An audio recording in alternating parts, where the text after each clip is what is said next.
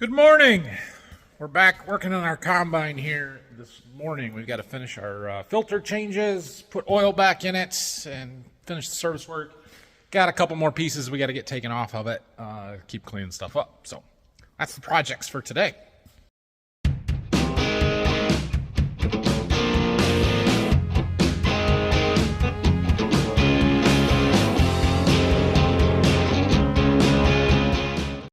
All my stuff that we washed yesterday is dry now, so we're going to start with putting those filters back in. Come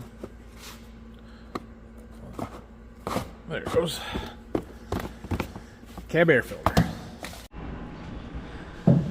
We've got some filters up here by the engine to change. We have our engine oil filter and our two fuel filters, the primary and the secondary. And then there's another hydraulic filter right down there in that canister. So we're going to work on those up here. I brought this. I think that will go under there. I don't know if it'll go under that one, but we got to drain the fuel filters out. Might need another oil catch can. Let's see what I can find. Okay, we're gonna use the GoPro and try and film some of this for you guys. So we're gonna start with the secondary fuel. Yeah, I didn't figure I'd be able to twist it off, but worth a shot.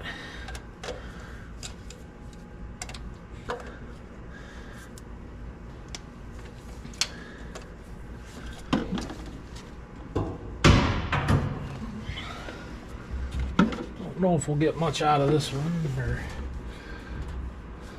yeah, some.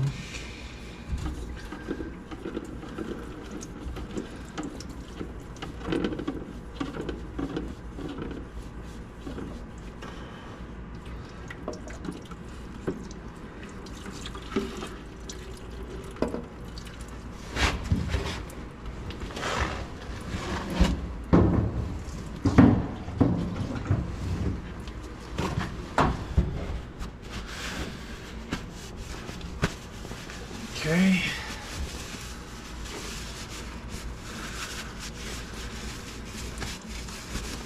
Oh, let's see.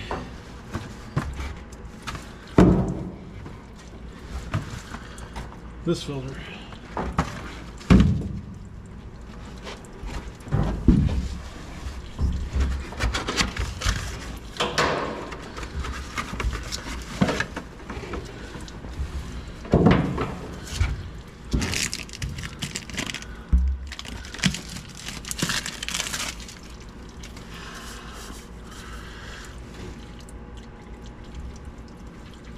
We have to lube up the O-ring gasket on the new one.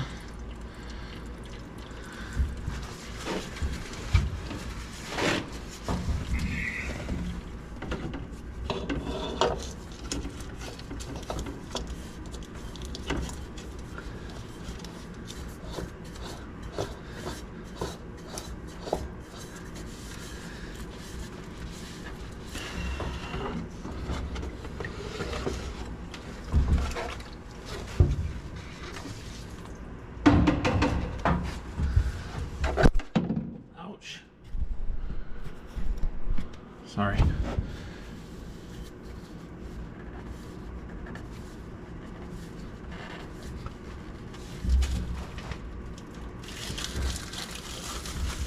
Okay. There's that one. Now, this one, there's a electrical sensor on the bottom. We gotta get taken off. Let's see if I can get it.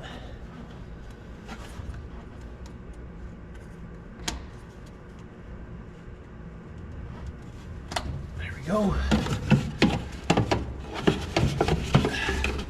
Now there's a drain.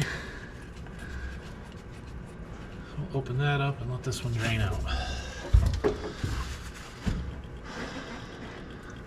take a second.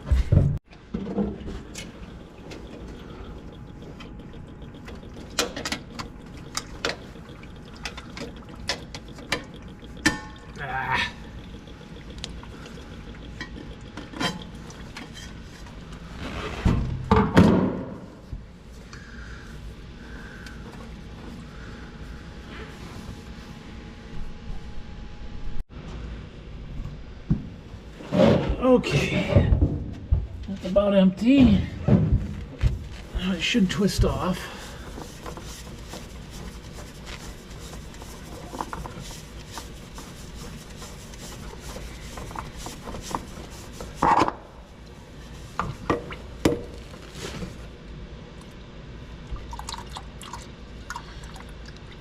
Let it drain the rest of the way.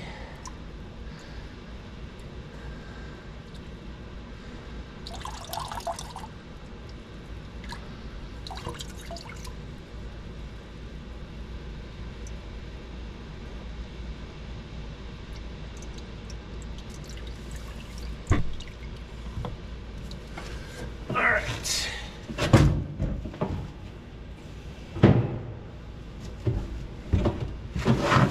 Now on that one, we have to get that bowl off the bottom of it and put on the new filter. And I don't know if I'll be able to do that up here, if I'll take it down and use some tools. Couldn't get it up there, so bring it down and put it in the vise. Use my pliers. All right, so that we need to take back up. We should have a new gasket, so I'm gonna, yeah, we'll take it up there and pull it off, but I'm pretty sure there's a new gasket with a new filter. Here's our new filter. It does come with the new gasket for that bowl and for the top of the filter in this little bag.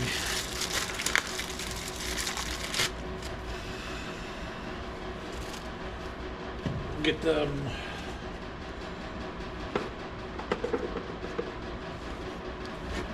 lubricated with some fuel.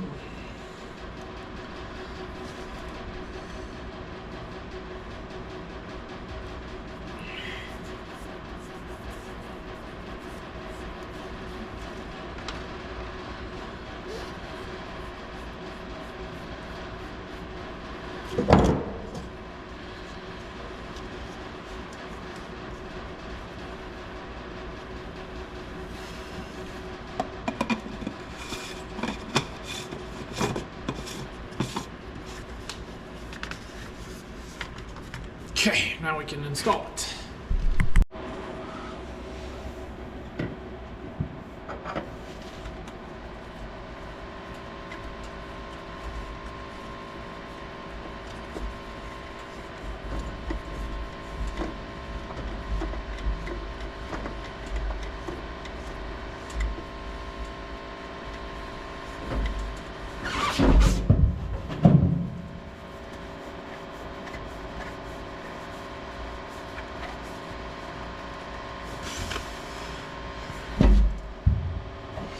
There. And once again, well done, John Deere, with the logo placement and your printing on your filters. They're not always with the Deere logo facing out, but more often than it should be, it is with the Deere logo facing out. So, okay, engine oil.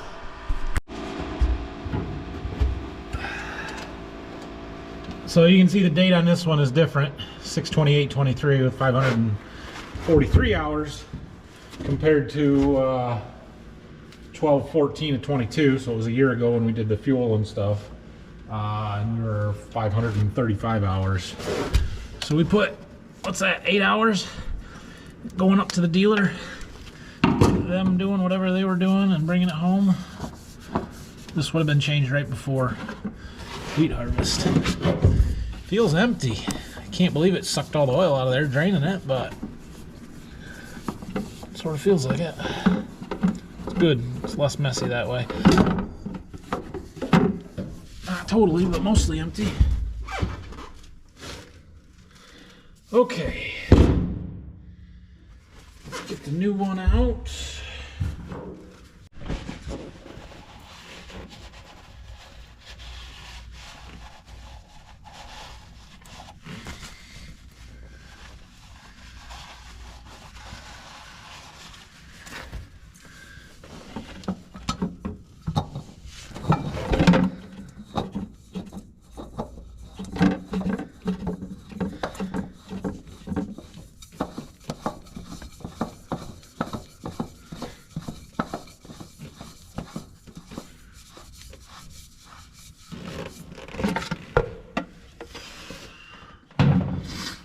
Okay.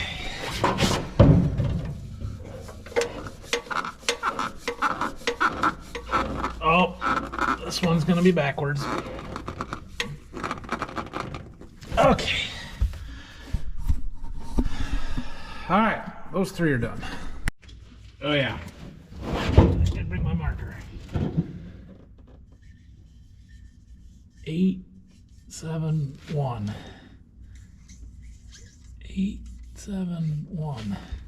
HRS.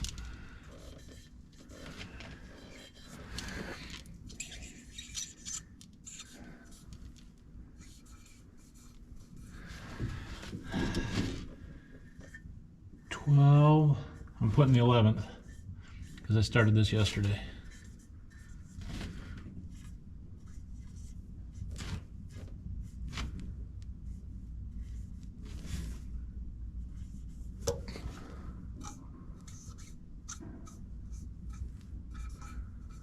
There. So next up, there's a filter inside this here that needs to get changed, and there's not a good way to do it. There's no way to get a train pan under it really to catch it. The filter looks like this. You got to get a wrench on the end. There's a nut on the end there to spin it off, but it's hard to get in there. There's no clearance to anything. I think you got to get a socket. I believe it's 21 millimeters. But I gotta remember, go get some tools and see, and it's gonna make a mess. It's dark, I know, you can't see anything. I was wrong, it's not a 21, it's a 24 millimeter. I got a wrench, and we got it to move.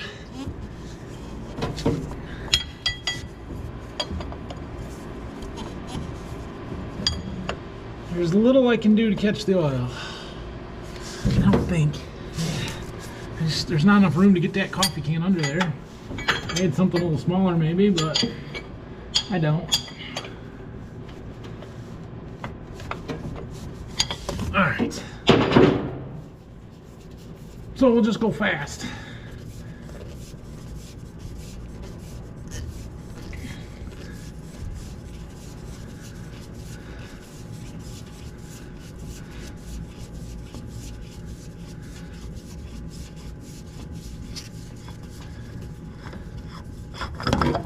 Like that.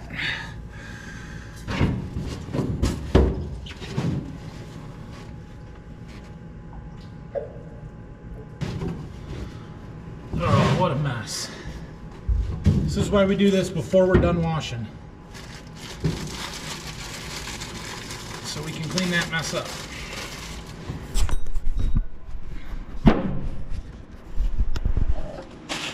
A new one.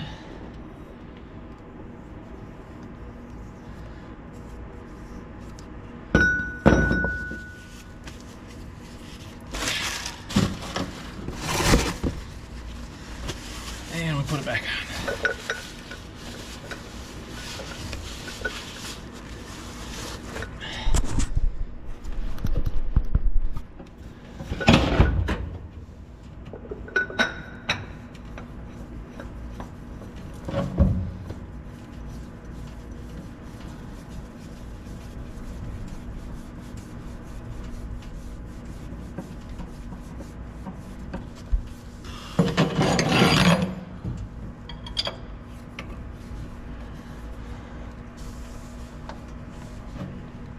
There. Okay, that one's done. That's a permanent housing, so I don't write on it, especially with a marker. Okay, any more filters? That might be it. There's a couple more that we could do. We'll talk about in a second. So our fuel filters obviously are empty. You do not pre-fill fuel filters. You do not pre-fill fuel filters. In fact, somewhere on there's a picture that says do not do it. Anyway, these have an electric fuel pump. It's actually a vacuum where it sucks fuel through the filters. So as long as you have your thing on the bottom closed, and we gotta plug our sensor back in. There we go. It'll suck the air out of them and self-prime. You just gotta turn the key on, let it sit for a minute before you try and start it. Because if you try and start it, it'll start and it'll run out of fuel, and then you got a problem. Don't do that. So I'm pretty sure that's all the filters that we need to change. With that, I will give you the exception of these. So these are the 2 air filters for that engine debris management system. If you missed yesterday's video, we'll talk about it again. But basically, these combines since 2014 have to have SCR, a selective catalytic reduction system. Basically, it's the emissions control stuff. Well, the problem with those things are they get very, very hot in the exhaust, right? Hot and combines is a bad combination because fires. And so their way of kind of keeping the dust away from the extremely hot components is to put this little sealed cabinet here, this box. And then they pressurize it to keep the dust out, kind of blowing out. And so if you follow this tube right here, comes back, comes down, comes over to this little supercharger deal right here, and there's an air filter. So it's bringing in filtered air and pressurizing it into that cabinet in order to keep it clean, so the dirt stays away from the exhaust components. The exhaust comes out through the center there, that air is exhausting from that cabinet around the outside of that. And so there's an air filter there, and you're supposed to change that air filter every year. Now, yesterday I talked about why it's best to just change all of the filters and not worry about trying to save some money and buying cheap ones and not changing them and stuff. I'm going to tell you the exact opposite right now, because on this one, it's not going into the engine. It's not really doing anything other than keeping a cabinet somewhat clean. So we're going to look at this. Whoa. We're going to look at it and see what it looks like, but we might just blow this one off, clean it out a little bit, and put it back in there. It's dirty. It's definitely dirty. Actually, it's a lot dirtier than I thought it would be. Now, this one never got blown out or cleaned during the year. So you can see we still got some blue filter element you can see there, but it's totally packed up. Oh no, there's a plastic piece under there. Can't get through there anyway. That's why it's totally packed up. There's nowhere for it to go through. Okay. It is dirty right here. Not as bad as I initially thought, though. We're going to get the air gun, take this outside, clean it, and see what it looks like. We may still put a new one in there, but this one I'm okay with running a second year if we can get it cleaned up decent, because, again, it's not putting air into the engine where it's going to cause wear and damage. It is simply pressurizing a cabinet around the exhaust components that, yes, I don't want them to get dirty, but it's not like anything's getting through there, and it's not going to hurt anything to have this air filter be dirty. Oh, let's see what we get here.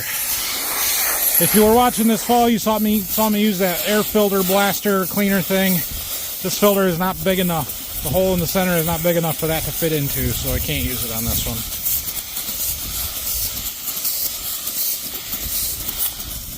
It's dirty. Yeah, that cleaned up pretty well, I think.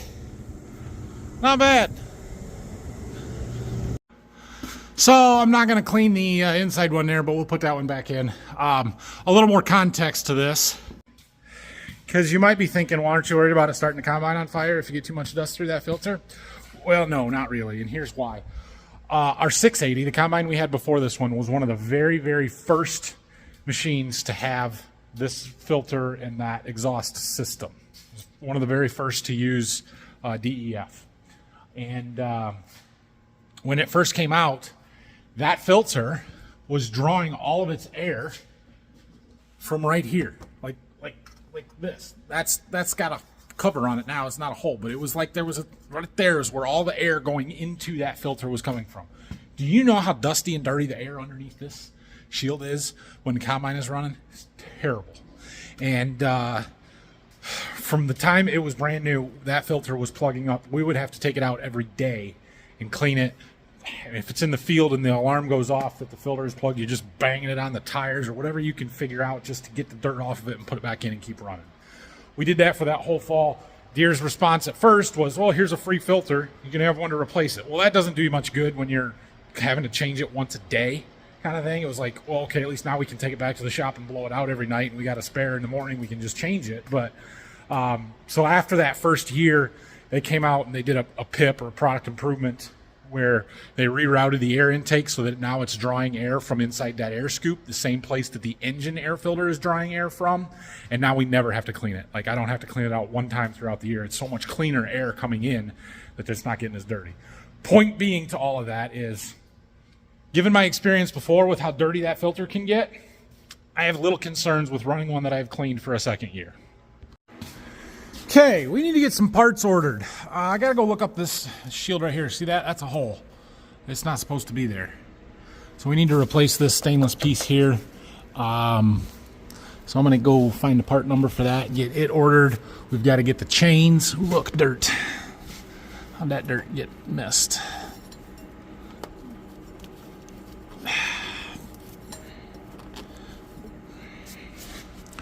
Anyway, the unloading auger chain, the feeder house drive chain, the tailings drive chain, we're going to replace all of those. And I don't know if there's any other things that I need to get, wear components or not, but those are the ones that I know I need, so I want to get them coming.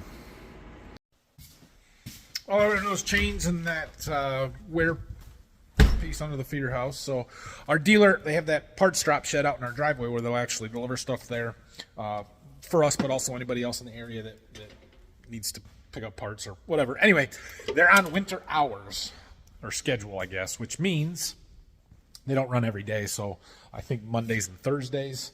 So they'll likely come on Thursday this week. Now, that said, our tractor is done. They called me this morning, finally. Our 9R has been up at the dealer for a couple of weeks now, getting a new oil cooler. EGR cooler, I think. Anyway, that and exhaust manifold. We had a couple of broken exhaust manifold bolts. When they took the exhaust manifold off, there was some significant pitting underneath of that from where it had been leaking. And so they put a new one on, got that fixed. It is ready. We could go up there and get it. Now, Dad and Phil are not here this morning, so I don't think that's going to happen today, but maybe tomorrow we can run up to the dealer and bring that home and pick up our parts. If not, they'll bring them to me on Thursday, so not a big deal. So I want to get this plate off on the bottom here. I need to lift the feeder house up the rest of the way to get that stop to fall into place to work under there safely, mostly because you guys will yell at me if I don't. But we can't lift that up because we can't start the combine because we don't have any oil in the engine. So maybe we should start there. Let's put some oil in this thing. You know how one thing always leads to another? We've got this really nice bulk oil system. It's got a hose reel, got everything. It's got a meter on the end of it. So you know how much you pumped in there? Well, it's dead. Okay, fine. So there's a little plug on the back. I figure we'll just change a battery. They can't make anything easy. There's no power button. There's no on and off. That thing is on all the time. Now, granted, it's been in there for it's probably 7 or 8 years now. It's never been an issue. Well, it's dead. This is the battery. I've never seen a battery like this. Where am I supposed to find one of these? I need it now, not in 3 days when Amazon would get it here. Like, ugh. So that's a little frustrating. So now I got to figure out where to find this. ER14250, 1200 milliamp, 3.6 volt. Great. Let's see what I can find. Well, I can buy them online. But I called, there's a battery wholesale place up in Adrian, which isn't too terribly far from here, that I called, and they claim to have one that's the right size. Now, they say this one is rechargeable. I don't know how I would charge it if it was. And so I'm a little skeptical that, I don't know. But, it's lunchtime. It's a nice drive. Let's go see if we can get ourselves a battery. This is ridiculous. Ridiculous. Now, we can pump the oil into there and just pump until it's on the dipstick right. It's a little harder to measure that way. I could use a can and do it the old-fashioned manual style. That wouldn't be the worst thing to do either if we have to. So we'll get oil back into there. It's just the little conveniences that make life difficult when you don't have them, right? A battery, a little tiny battery. Why would they use such a specialty battery? Yeah. Oh well. Go see what we can find. We got one.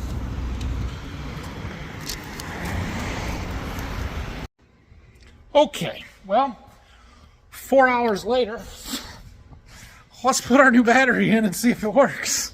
I hope that was the problem. I stopped at one of my customers, a source customer, not a seed customer, on the way back to chat with them about how stuff worked for the year and whether they want to try it again next year and that kind of stuff. And when I stop at customers, it's usually an hour conversation. It's just the way I am. It's the way it works. So I was there for a while talking. Oddly enough, or not oddly, but just they have a combine almost identical to ours, S780. A few more hours, not a lot. I don't know if it's a year older or what exactly, but we were talking about stuff, and I had mentioned that hole in that plate on the feeder house, and they're like, "Oh, really?" Yeah. So I walked out in their shop, looked at their combine. Sure enough, got the same hole. So they'll be needing the same plate that I ordered this morning. I told them, so go somewhere else because I got the only one at my dealership. They'll have to bring one in from somewhere else. Screw goes in there, and yay, it works. Okay, that's fixed. So we stick that in there. We pull the trigger and hit the little lock thing. Oh, come on. There. And it starts counting in quarts. While it does that, we go get the book and find out how many quarts it takes. It's a lot. I know that. Engine crankcase with filter, 45.5 quart. 45.5. Okay, that should be good. Obviously, we got to run it and recheck after it runs for a little while, but we should be in pretty good shape. So we're gonna go turn the key on, let it prime our fuel filters, and then start it up so we can raise the feeder house, which is where this all started from. All right, it's been running for a minute, or key on. Let's see if it starts.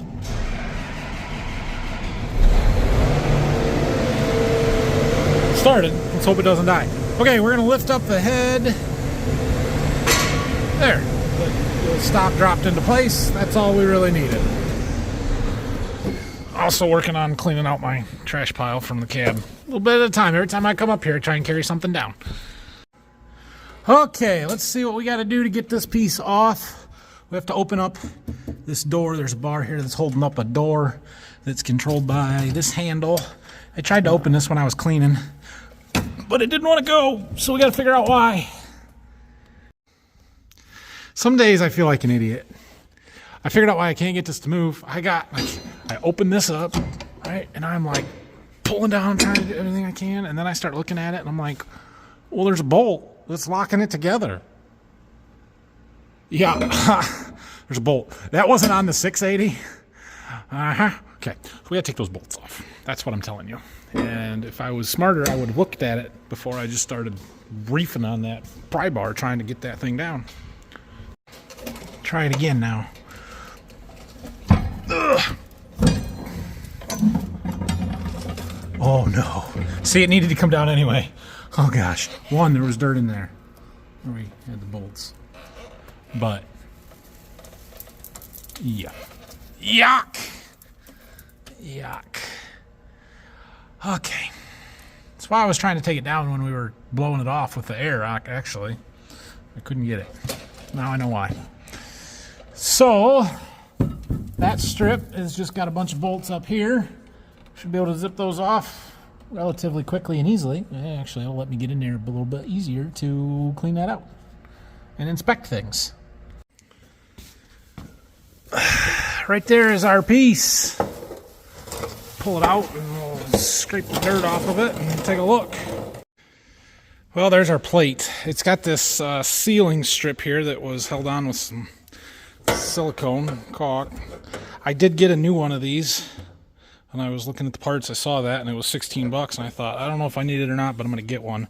This one's probably usable, but as I'm peeling it apart, part of it's falling off there. I don't know. I'll maybe try and clean this up and see, and then tell them to keep the other one, or for 15 bucks, you just put a new one on. I knew that was going to happen. Anyway, you can see the big hole in it. So this sets just like this as the material's running this way, and it's catching this edge and just wearing through it. It's about worn through it right here. I can see a spot, but that's where all the material's running in at. So it's just going to get worse. It's going to create an edge for stuff to grind on, potentially stuff to fall through, although I doubt much of that's happening, at least yet, but it'll get worse. So it's a wear part. They make it out of stainless, so it's more wear resistant, but I don't know, maybe it should be thicker. All right, next up, we have a shield underneath here, or a cover, auger trough cover, needs to come off. So we're going to take that off. I'm guessing this is going to be pretty nasty. If we can get it down. Shoot. Okay, gonna be a second. Give me a minute. Take two. Get out of the way. Oh. Okay. Yeah, it's kind of nasty. Not as bad as I thought it might be.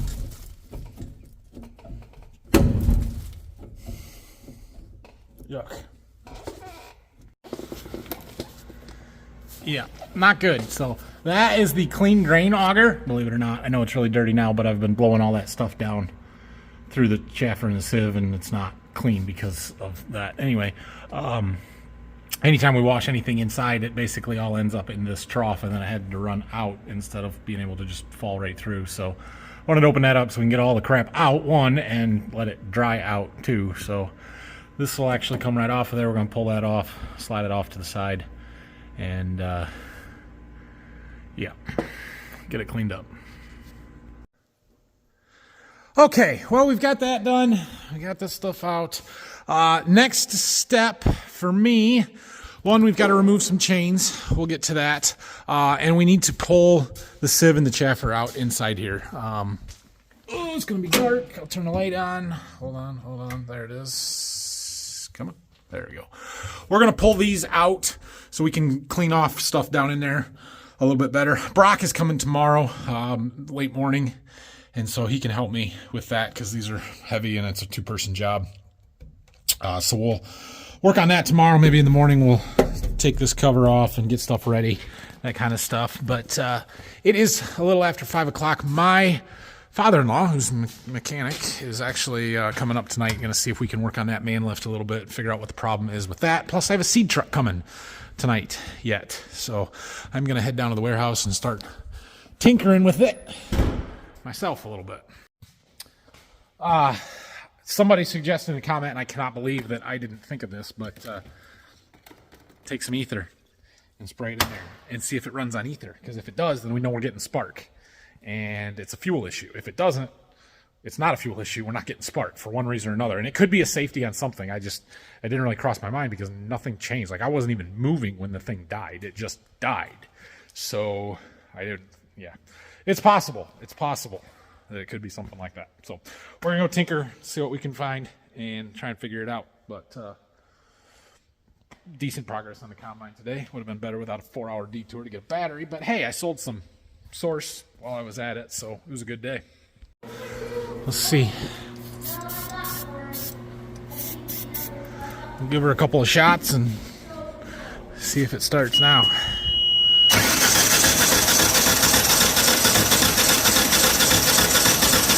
Not a good sign.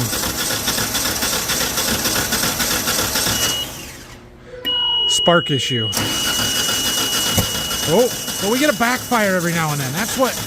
How can it backfire if it's not getting a spark? Okay. Okay. So, now what? Well, that escalated quickly. I figured out the problem, though. Okay, I didn't figure out the problem. My father-in-law figured out the problem. Thankful for his help.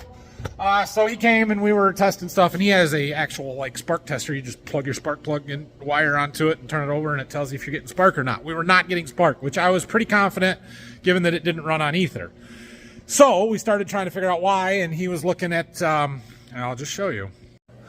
So we have this, which I'm pretty sure he called the coil. So I'm not a mechanic, right? I don't know the engine stuff. It's not really a distributor. It's a coil. Anyway, it has to pick up a signal from the engine. So we were looking for where the sensor is on the camshaft or the crankshaft or camshaft or one of the shafts in order to trigger this to create the spark, and figured out that, well, our timing belt broke.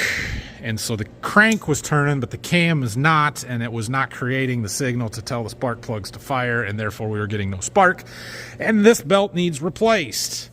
Now, in order to get to this belt, the old radiator's got to come out.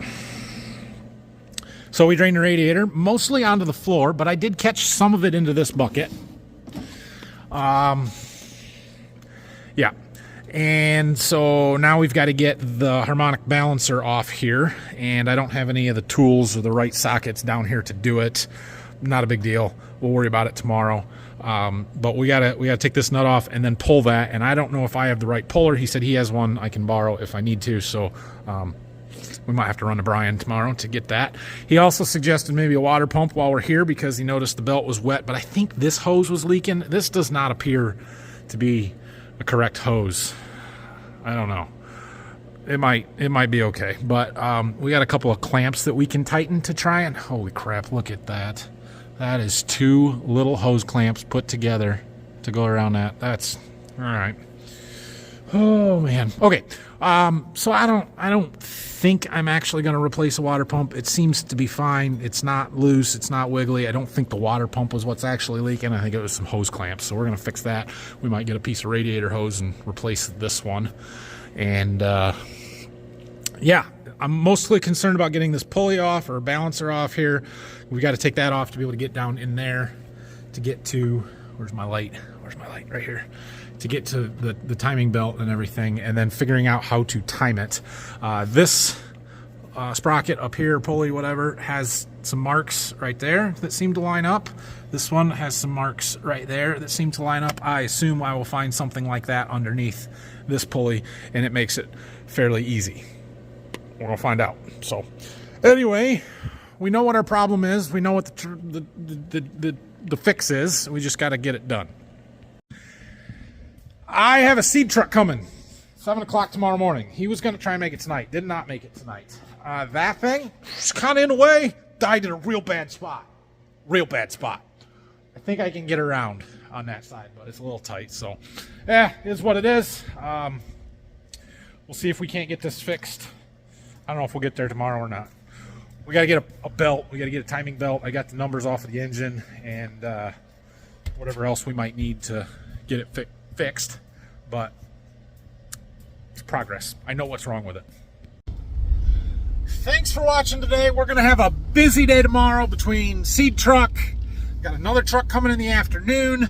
I've got Brock coming. We're going to be working on the combine. We got maybe a trip to Jonesville to get our tractor, maybe a trip to Bryan to get a harmonic balance or puller thing, working on a man lift. We got all kinds of stuff going on. See how much we get done tomorrow. But have a great night, and we'll see you guys in the morning.